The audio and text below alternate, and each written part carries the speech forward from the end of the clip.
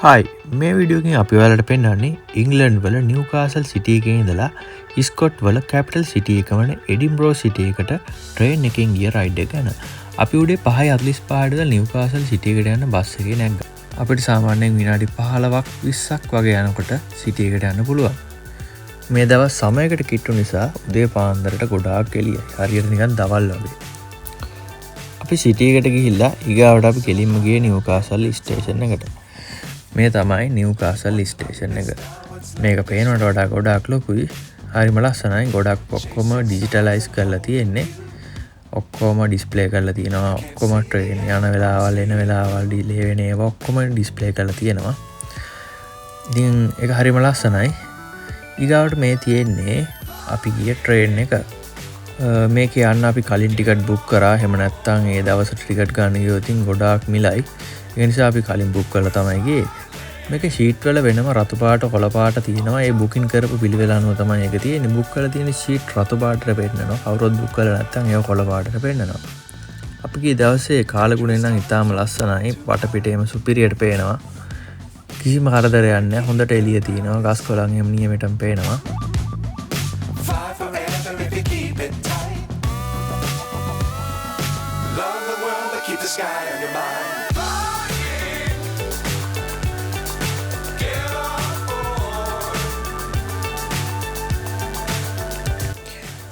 දැක්ක ගමන් මේගොල්ලන්ට පේන්නේ කුඹුරක් වගේ පේනුනට ඇත්තටම මේක කුඹුරක් නෙවෙයි. මේක ලොකු තිරිඟු යායක්. මේගොල්ලන්ගේ ප්‍රධාන ආහාරය තිරිඟු. ඒ කියන්නේ පිටි නිෂ්පාදන තමයි මේගොල්ලෝ ගොඩක් ආහාරයට ගන්නෙ. ඒක නිසා තමයි මේගොල්ලෝ මේ විදිහට තිරිඟු ගොඩාක් වවන්නේ. අපේ ඉතින් ප්‍රධාන ආහාරය හාල් නිසා අපි ගොඩක් වවනවා. එහෙමයි මේගොල්ලෝ වවන්නේ තිරිඟු. ගොඩක් තැන්වල ඉතින් මේ විදිහට තිරිඟු වවලා තියෙනවා. ඉතින් ඒක ඉතින් මේ වගේ ලොකු ඩිවලොප් කන්ට්‍රි එකකත් ඉතින් කල්ටිවේෂන් කියන එක මේගොල්ලෝ අඩුවක් නැතුව කරනවා. මොකද ඒගොල්ලෝ දන්නවා ඒකෙන් රටට ගොඩාක් දේවල් ලැබෙනවා කියලා.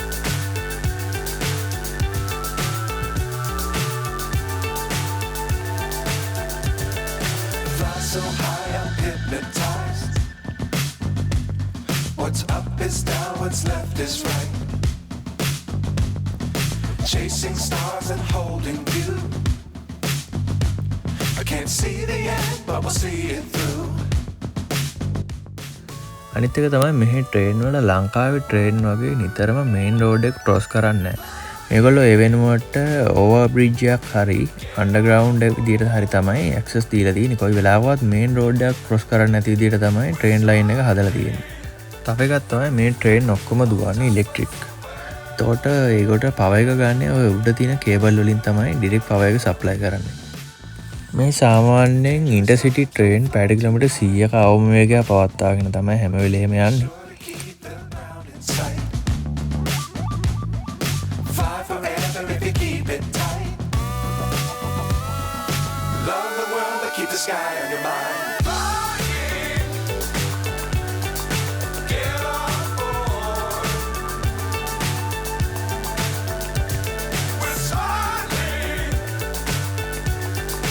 තව එකක් තමයි මේ කල්ටිවේෂන් ඒරියා වල මිනිස්සු ගෙවල් හදන්නේ අඩුවෙන්.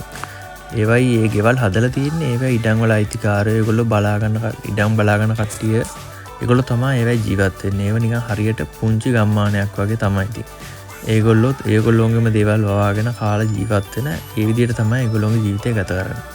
මේගොල්ලෝ තිනිකු විතරක් නෙමෙයි අපිට හම්බුනේ මේ බැටළුවෝ ඌරන් වගේ ගොවිපළවලුත් මේ එඩින්බරෝ යන ගමනේදී අපිට දෙපැත්තේ දැක ගන්න හම්බුණා.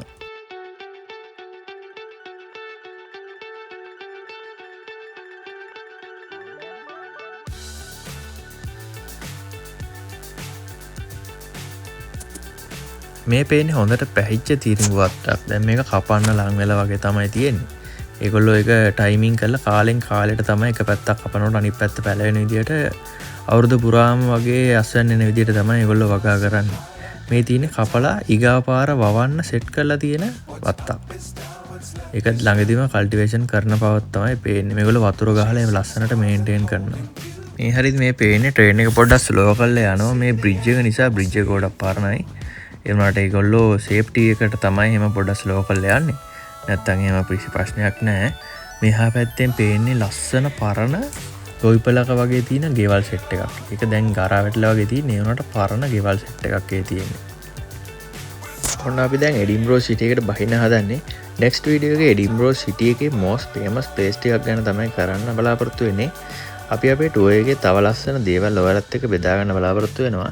එහෙනම් unpack live subscribe කරලා වීඩියෝ එකට like එකක් දාලා ඊගරම අපිත් එක්ක එකතු වෙලා ඉන්න. එහෙනම් ඔයාලට සුබ දවසක්.